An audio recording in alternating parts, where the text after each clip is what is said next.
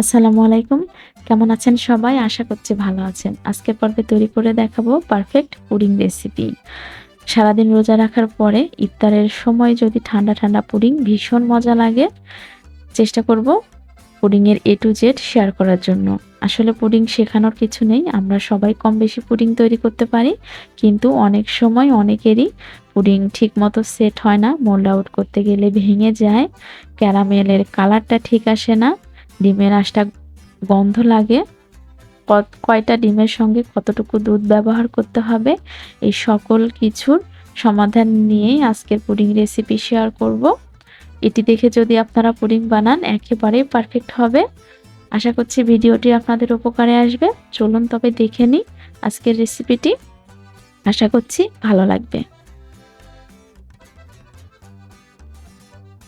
প্রথমেই আমি এখানে নিয়ে নিয়েছি ২টা স্লাইস ব্রেড, এটা টুকরো করে নিয়েছি। আর এখানে প্রায় ১ কেজির মতো দুধ, আমি এটাকে ঘন করে জাল করে 1/2 লিটার করে নিয়েছি, মানে 500 গ্রাম করে নিয়েছি। তো এখান থেকে আমি ১ কাপ পরিমাণ দুধ আমি ব্রেডের মধ্যে দিয়ে দিব। দিয়ে এখানে ভিজিয়ে রাখবো, যাতে আমি এটাকে ব্লেন্ড করার সময় খুব দ্রুত হয়। এটা কিন্তু একটু কুসুম গরম আছে। তো এ পর্যায়ে আমি এখানে নিয়ে নিয়েছি প্রায় 4টি ডিম। আমি এখানে 3টা ডিম নিয়েছি। মানে 500 গ্রাম, মানে 2 কাপ দুধের জন্য আপনারা এখানে 4 থেকে 5টা ডিম ব্যবহার করবেন। কারণ ডিমের সাইজটা যদি ছোট হয় তাহলে 5টা ডিম লাগবে। আমি এখানে 3টা ডিম নিয়েছি। পরবর্তীতে আরও একটি ডিম অ্যাড করে দিয়েছি। তো অনেক সময় দেখা যাচ্ছে যে আপনারা যদি 1 লিটার দুধেরই আপনারা পুডিং তৈরি করতে চান, সেক্ষেত্রে 6টা পরিমাণ ডিম লাগতে পারে।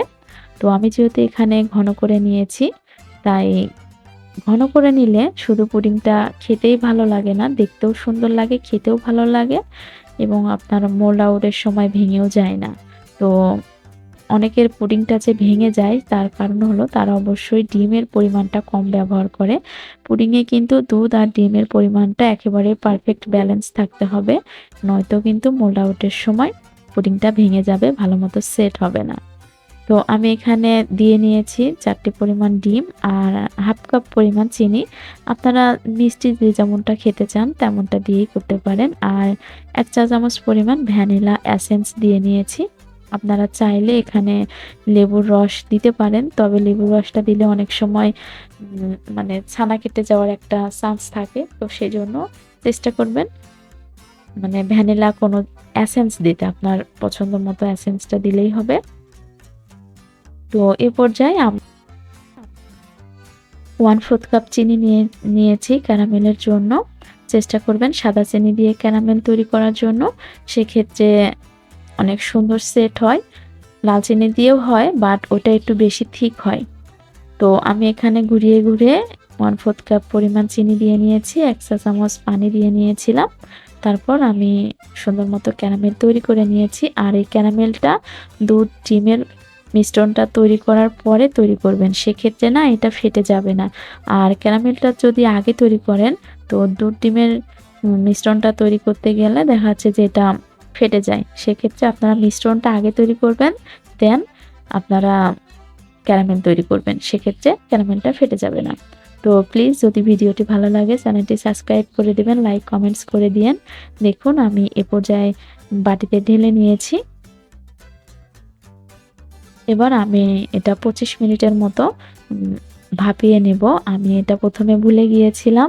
তো এখানে আমি পানি দিয়ে নিয়েছি, নিয়ে এখানে টিস্যু পেপার দিয়ে নিয়েছি, কিচেন যে টিস্যু থাকে সেটা, যাতে এটা যখন বলক আসবে ফুটবে তখন যেন পানিটা ভিতরে না যায় পুডিংয়ের।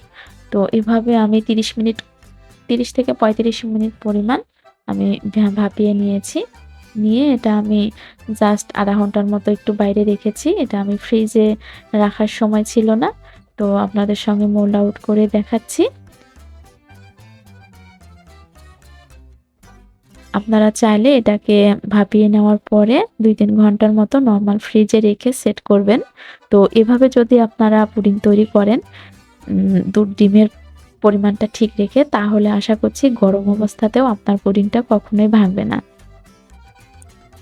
এই যে আমার পুডিংটা সুন্দর মতো ঢেলে নিয়েছি। আর উপর দিয়ে একটু ডার্ক হয়ে গিয়েছে কারণ আমার পানিটা শুকিয়ে গিয়েছিল। দেখতেই পেয়েছেন ভিডিওতে। তো এইজন্য কালারটা এমন হয়েছে। আশা করছি আজকের ভিডিওটি ভালো লেগেছে। আপনি একেবারে পারফেক্ট স্মুথ যদি পুডিং চান সেক্ষেত্রে কিন্তু আপনি যে মোল্ডটাতে পুডিং সেট করেছেন সেই বাটিটার অর্ধেকেরও নিচে পরিমাণ পানি দিতে হবে। সেক্ষেত্রে কিন্তু এরকম সুন্দর স্মুথ আপনি পুডিং তৈরি করতে পারবেন। আর যদি বেশি পানি দেন সেক্ষেত্রে কিন্তু পুডিংয়ের ভেতর পানি চলে যাবে। তো আজকে এখানেই রাখছি। দেখা হবে নেক্সট কোনো ভিডিওতে।